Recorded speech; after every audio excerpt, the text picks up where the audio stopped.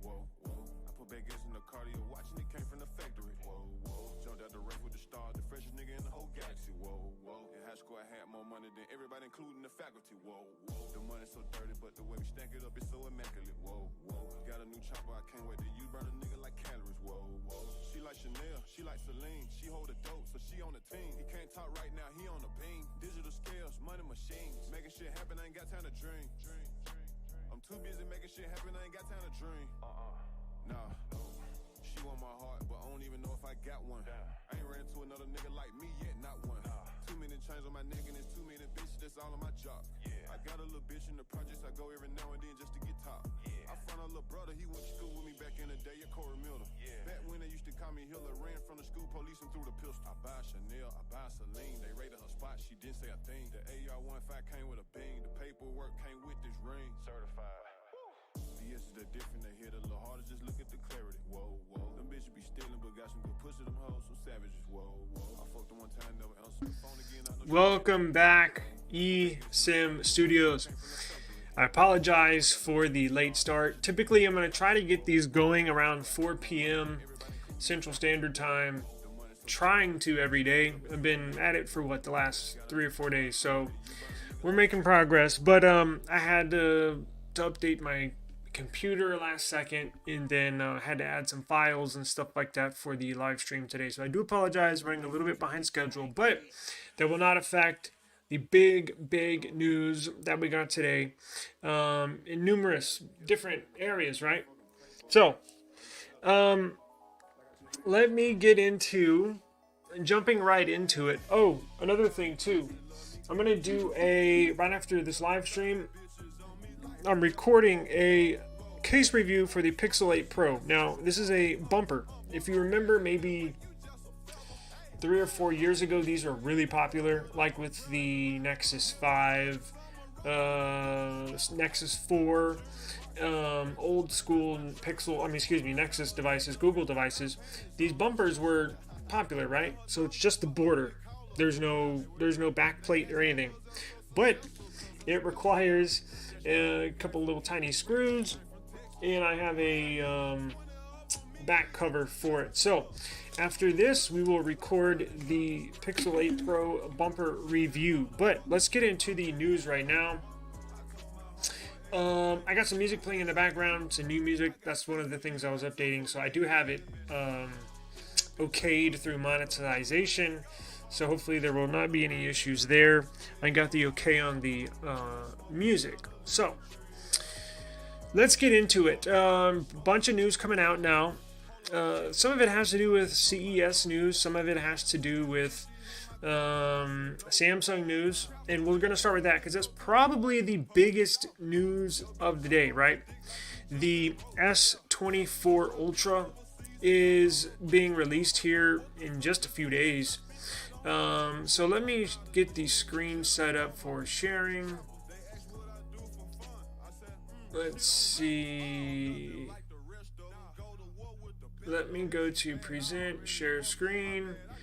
And so we basically knew most of the specifications for the S24 series, S24, S24 Plus, S24 Ultra.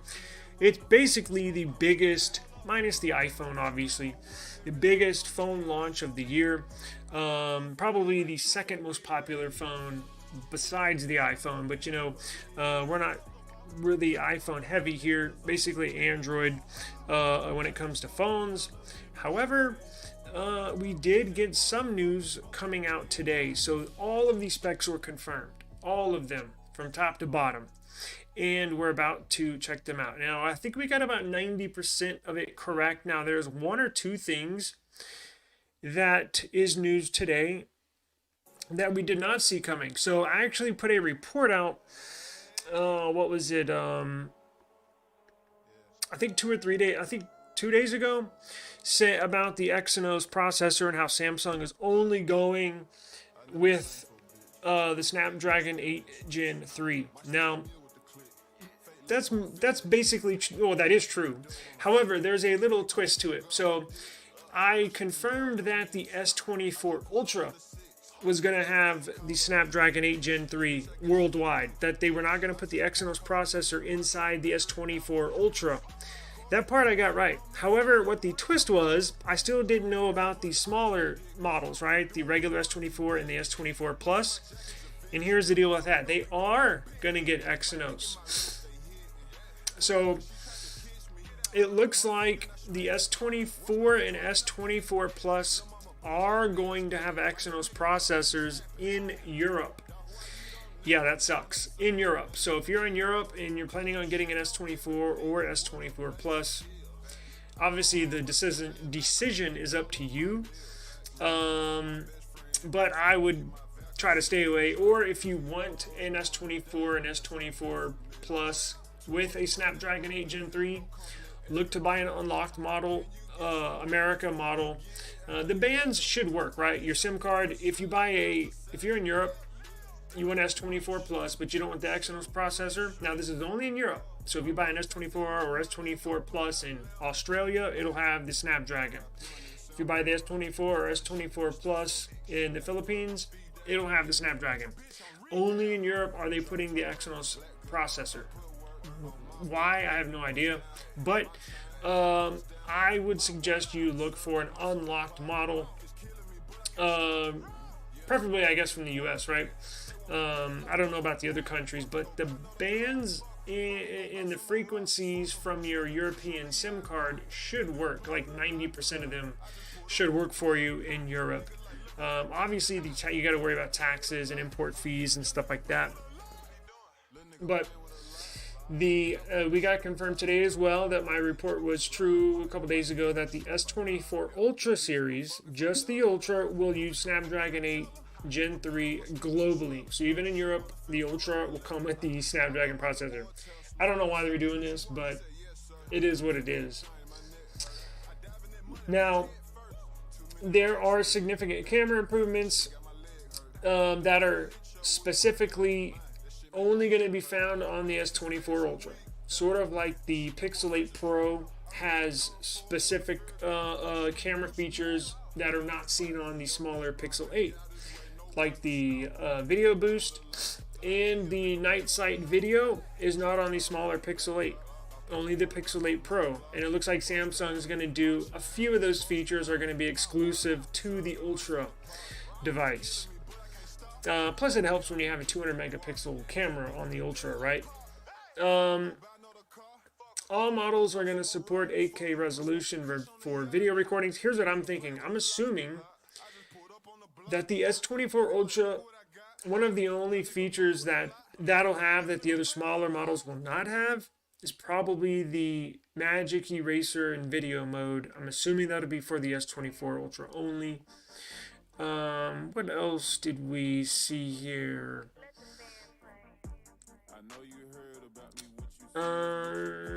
Germany and Europe are getting the Exynos for the smaller series.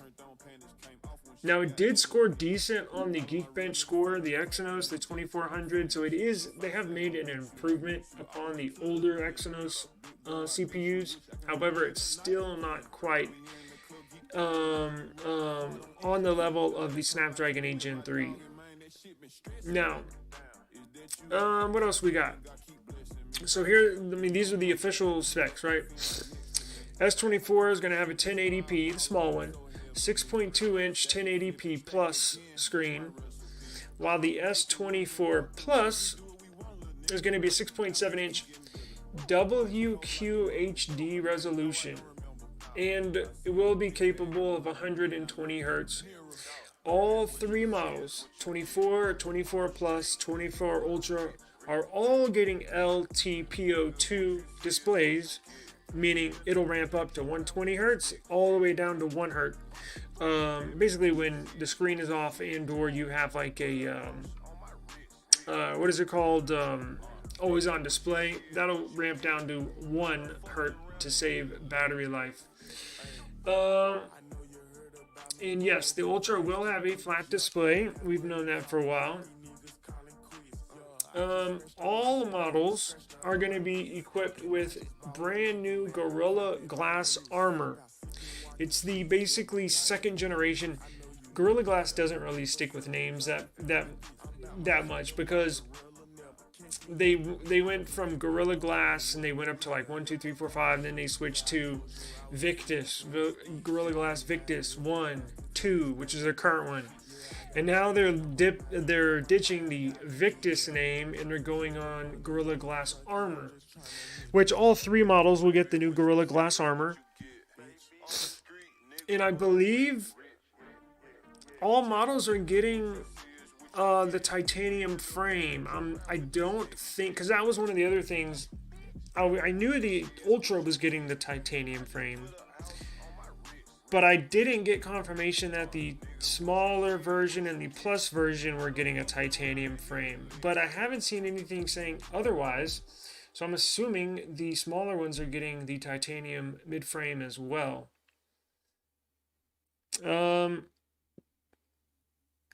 So basically, yeah, so that was the only difference. I mean, all the other specs we've known for a while, right? Seems like every day, the last week or two, something was coming out.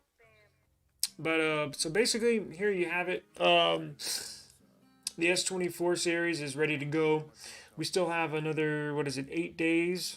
Something like that. And they'll be here. So just about, I think next Wednesday. And we're going to do a live stream for that. We're going to do a launch party live stream for the Samsung Galaxy S24 series. And I'm actually going to send, on that live stream, I'm going to allow the viewers to join myself and tell me what you think about the device. Are you going to get it? Are you not going to get it? And why? Why would you get it? Why not you getting it? Do you think it's going to sell well compared to the iPhone? Obviously not, but what about previous models, right? So I'll send the link out on the live stream for the launch, and you can join the party. So I'm going to link this in the description box. Actually, you know what? I think I already did have it linked in the description box below. Now, moving on to more Samsung news. We got a couple stories. We did get this confirmed with the new S24 Ultra. Now, this is only going to be an S24 Ultra. This is going to be, well, it says S24 series. I saw on another report saying it was just S24 Ultra specific, but I bet it comes to all of the S24 devices. You will be able to use your S24 as a webcam. So basically what I'm doing now, how you are viewing me at the moment, is on a S22. Now I have it plugged in through USB and then plugged into the computer, and then I got StreamYard pulling that video, right? But with the new S24, they're gonna have a built-in webcam. Sort of like what Pixel has done. If you put a video out last week, Pixel activated that. Not many people know, but on the new Pixel 8 series, you can use your device as a webcam. So as soon as you connect it with your computer, you can go into the settings and activate the webcam. Now, this one that Samsung's about to launch looks a little more advanced because they're throwing artificial intelligence in with it. So, as you can see here, it shows it shows a background blur.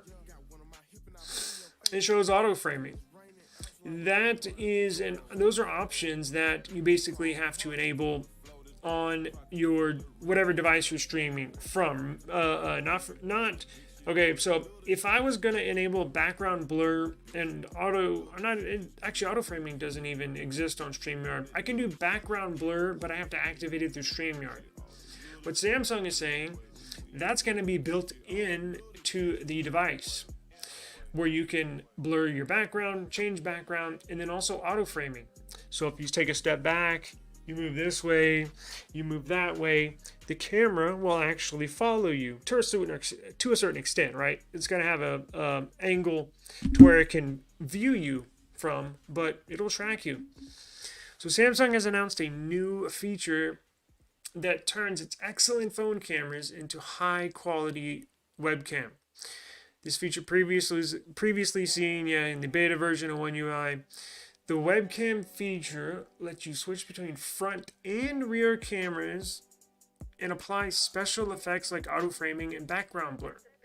It's unclear what other devices this feature will come in the future, but it's guaranteed to arrive in the S24. So, after seeing this, I went to Samsung's website.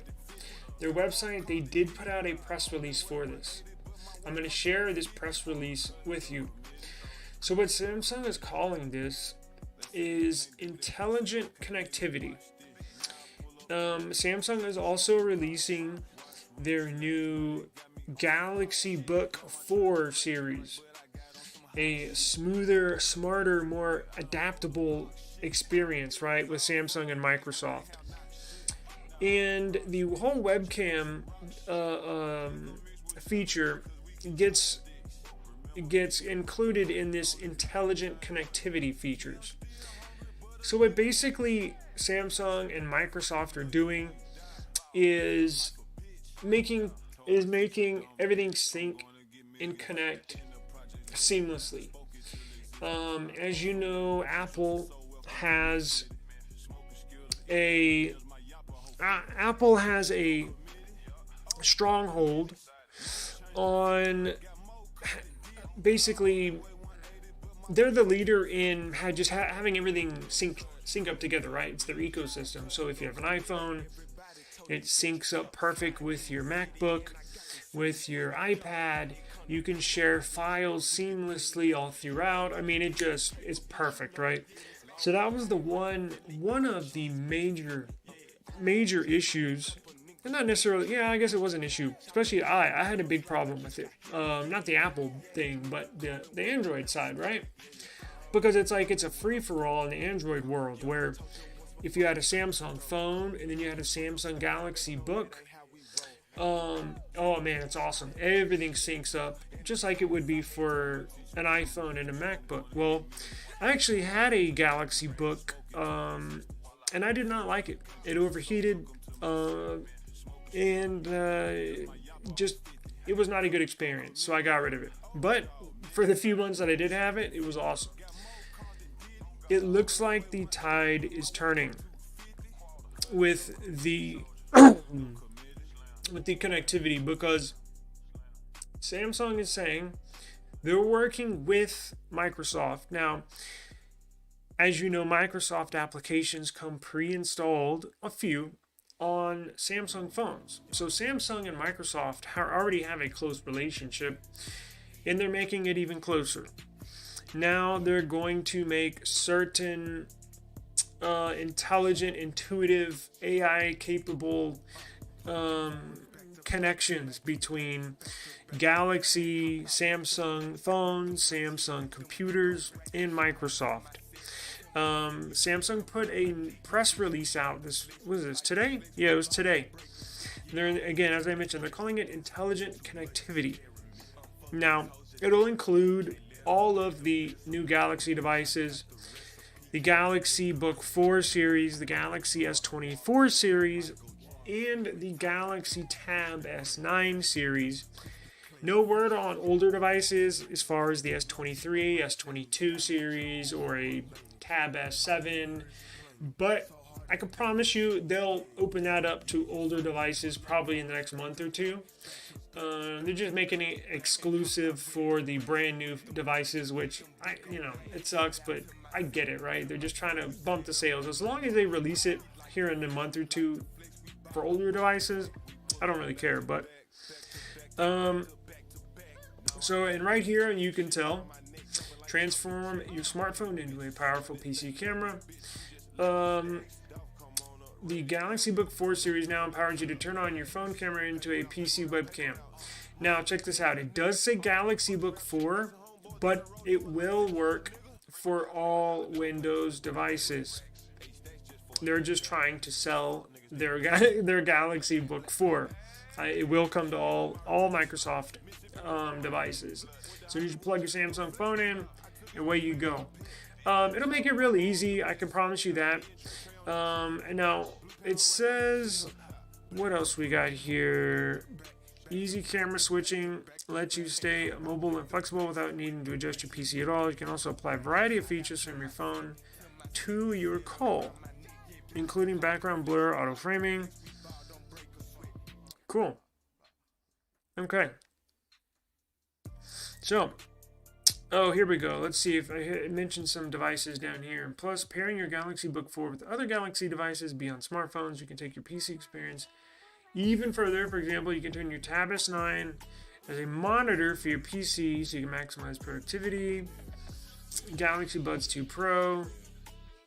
So it looks like it'll be exclusive to Galaxy devices, maybe for the first month or two.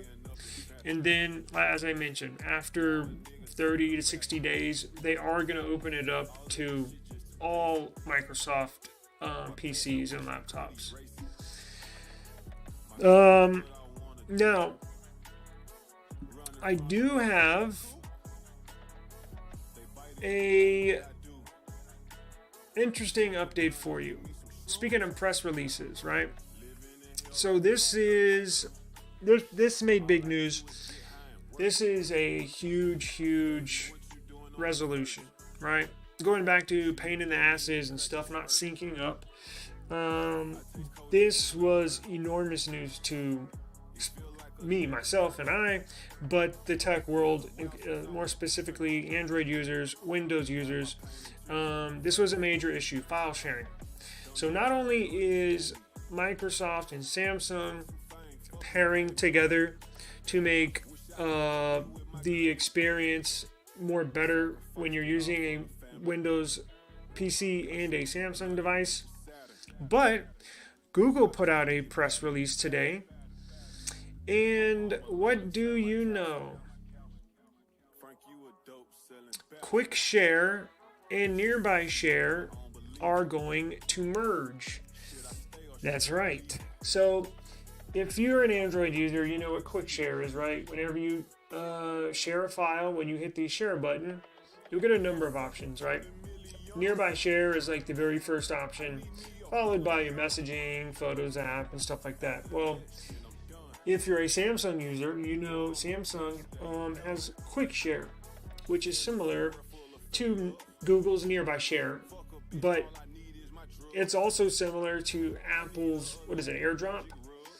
And actually, Samsung's Quick Share works better, in my opinion, than Nearby Share does. I can't specifically break down why, but I can tell you that the times that I've tried to use both to try to test them to see which one works better just over the years. And more times, it doesn't happen often, but more times the file sharing would fail on Nearby Share, or when I used Google's Nearby Share, which is included on any Android device, whether you have a Samsung, a Pixel, a Nothing phone. Nearby Share is baked into the operating system. Sometimes Nearby Share would fail to pick up any of my other devices around, or when it would pick it up and I sent the file, it would fail.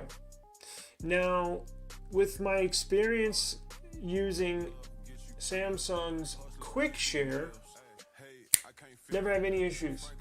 It picks up my other Samsung device. Now, Quick Share was only for Samsung devices. So, Samsung phone to Samsung phone, or Samsung phone to Samsung tablet, or Samsung phone to Samsung laptop. It would be super fast. It would never fail to send the file, and it would always pick up the other Samsung devices around you. Well, today they're getting married. They're merging. And this is good news because how it's going to work is they're basically going, Samsung is going to open up their Quick Share code, and I think Android is basically going to merge into Quick Share. So this is a great thing. That means very fast file sharing. It shouldn't fail that often, and it should always pick up the nearby devices. This is huge. I've always thought in the past, man, I wish Quick Share would come to more devices. And there's a Windows application you can download, Quick Share, Samsung Quick Share for Windows. So whether you have Samsung Quick Share or if you have Nearby Share, which is also available for Windows devices, I always use Samsung's Quick Share. I believe the technology uses not only Wi-Fi but Bluetooth as well to send a file. So that's why typically I believe it'll fall back on whichever option is faster or has the better connection in Samsung QuickShare. But this is good news. This is really good news. Let's see. I'm going to put this press release down at the in the description box as well. I want to see when they are. I had to go live and I could not see when they were going to. I know they announced it today, but I don't know when it is going to actually be available next month. Check this out. QuickShare will start rolling out to current nearby share enabled devices next month.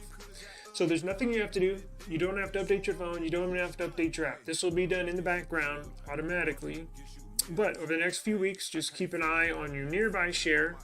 It's going to get a new name, QuickShare, and it'll get a new icon. Where is it? It's going to look like this right here. It's going to be the little circle with the arrows pointing to the middle. Very, very, very good news. Man, it's going to look like this. The blue right there. It's going to look like that. Oh, man. This is music to our ears. You can also send files to and from a TV. Anything running Android. This will work with a Android phone, any Android phone, any Windows computer, any Chromebook, because they run Chrome OS, it'll work with that as well. And any Google TV devices as well. So anything running Android, phone, computer, tablet, TV, it'll work.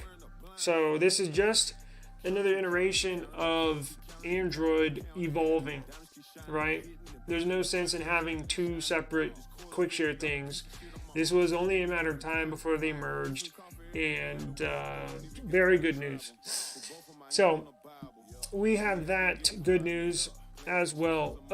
Now, getting real quick before we end this thing, I got two more stories that caught my attention real quick. This is a Pixel story, and we did get some news in here as well as far as the Pixel 9 series. Yes, now there was news today that Google is going to get a rare upgrade. Now, what is the rare upgrade? And this is one of the reasons why Google wanted to manufacture, build, and include their own CPU inside their own phone like Apple does. This specifically is a perfect example of just one of the many reasons why Google wants to make their own CPU. As I mentioned, like Apple does for their iPhone, because you can tweak and you can modify and you can upgrade certain internal components as far as software on the software side that you could not do previously. If they were with Snapdragon, they would not be able to do this. They're going to actually, for the newer Pixels, and I believe it's some of the older Pixels, they're going to update the Linux kernel, which is sort of like the mainframe that the software runs on. Previously, with a Snapdragon device, they would not be able to update the kernel. Kernel upgrades are rare for Android phones, but Google may be planning to ship a major kernel upgrade to its Tensor-powered Pixel phones, including the upcoming Pixel 9 series. Now, upgrading to a new kernel can improve device performance and ensure eligibility for ongoing support from Google. Now, check this out. The Pixel 9 series, let me highlight this. The Pixel 9 series is rumored to feature a smaller version of the Pro model, Android 15 out of the box, and an AI assistant called Pixie, potentially receiving up to 7 years of operating system updates. Now, we knew that last part. We knew, right, the Pixel 8 series is getting 7 years of updates. They've already announced that, so they're not going to change that moving forward. We did know that they were working on a new on-device AI assistant called Pixie that should work more on your device as far as the brains behind it. Instead of sending the data to the cloud, working on it in the cloud and then sending it back to your phone in just a second. Apparently, this new AI assistant called Pixie is going to be on-device AI, but that's not the big news. I did a video on this probably 8 or 9 months ago. I have a roadmap of all the future Pixel phones moving on from at that time the Pixel 8 was not out, so I have Pixel 8, Pixel 9, and Pixel 10. And this was on the roadmap right here. So you know how Pixel has a Pixel 8 and a Pixel 8 Pro? Now, this year, there's not much separation. But moving like from the 7 Pro and the 7, there's a big difference, right? The Pixel 7 had 90 Hz display. The Pixel 7 Pro had 120, right? And they're getting closer. Now the Pixel 8 has 120 Hz. The Pixel 8 Pro is 120 Hz. Well, there's still a couple of differences, right? The Pixel 8 doesn't have as many cameras as the Pixel 8 Pro. The Pixel 8 cannot do video boost or video night sight. The Pixel 8 Pro can. Google is going to release for the Pixel, starting with the Pixel 9 series, they're going to release a Pixel 9, obviously, and Pixel 9 Pro with the same specs. Only difference is the Pixel 9 Pro will just be bigger. So you'll truly have a, sort of like if you compare it to iPhone, you'll have a iPhone 15 Pro Max and an iPhone 15 Pro. But even then, I believe a camera is different. What Google's going to do is literally a carbon copy, internal specs, minus the battery size will be bigger on the Pro, but you know what I mean. It's going to have the same amount of cameras, same amount of RAM, same amount of storage, UFS storage is going to be the same, display resolution going to be the same, camera's the same, hertz, screen refresh rate is going to be the same. It's just going to be smaller. They're going to start that this year with the Pixel 9 series, and then they're going to implement their A series as their watered down version, sort of like they're doing now, but that'll give you the sort of flagship level, but still at a cheaper price. So will that include a price increase for the Pixel 9? Probably, maybe $50, but you're going to get a bump up in specs. So that was the big news confirmation that we got today.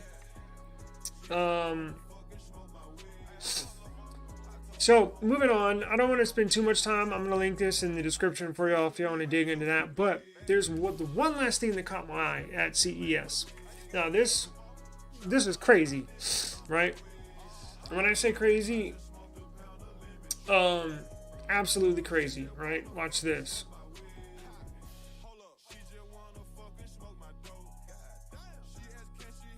This device can charge your phone in 7 seconds. 7 seconds. Yeah. I did not believe this when I first saw this. But it apparently is true. 7 seconds. Now, I guess with a twist, right? Or with a asterisk, or there's a little kick to it. But technically, look, that is a true statement. But let's dive into this just for our few last minutes. So look at this. Now it is a box, and this is one of the many cool things at CES that I cannot wait to attend next year. Just stuff like this, right?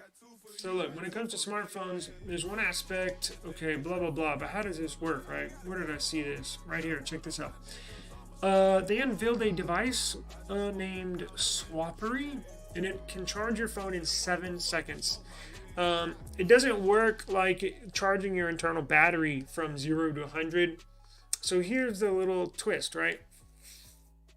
I guess it's similar to what this person's saying, a MagSafe battery, but here's what you do. It's this thing right here, you see, right? But look at the bottom. On the bottom, it's got a little connector that goes into the charging port of your iPhone. I believe it's only iPhone. And then this box right here, the thing that straps onto your MagSafe on the back of your iPhone, you can charge this right here by putting it in here, right? But put this on your back of your phone, snap it onto your phone, iPhone. plug it in the bottom, and what it does is basically stick a battery. You're adding a battery to the back of your device, right? After plugging it into the charging port, the swappery battery charging system will essentially swap out the dead phone battery that's on the back of the phone for the new one, the swappery battery. It's essentially hot swapping the battery, the phone battery, by removing it and slotting in a fully charged one. So it says, Swappery says this process happens in 7 seconds once you dock the phone. You can then unlock it, and then you're ready to go. So I believe you have to put it on the dock, snap it in, and then plug it in. And essentially what it does is it pulls the power it tells the phone internally to pull power from the battery pack and not the internal battery. So you essentially got 100% battery, and they said the process only takes 7 seconds, right? Now, what happens to that dead battery inside your iPhone? I have no idea. I'm assuming it stays dead until you charged it. But it's just like it's like basically adding, remember back in the day when you could take the back of the phones off and you could remove the battery and pop a new one in? Basically like that, right? So you're cutting off that dead battery, and then you're pulling all the energy power from that battery pack that sits on the back of that iPhone. So let's see. Here's how the swappery phone charging system works. So I guess let's see. So I believe you have to pop it on the device right here. I guess it tells the phone. Oh shit, I can't watch it. It's on YouTube. I'm gonna get a copyright, but I'm gonna link this description. I encourage you to go check it out. But cool stuff like that, man. They got them all over the place at CES. So thank you for joining us today. I apologize, I was a little late, kind of rushing through things, but very cool stuff. Big news in the tech world today. So right after this, I'm going to do a case review or bumper review on the Pixel 8 Pro. See what that looks like. And then we have more reviews for you coming up here in the near future. Just got a boatload of cases we're going to jump into. And then I have a cool... I got something cool for y'all that I'm going to make a video about here that'll save you a lot of money. A lot of money. So... thank you for joining myself today. My name's Taylor Bell. This is eSIM Studios Daily Tech News, and we will see you tomorrow. Peace out.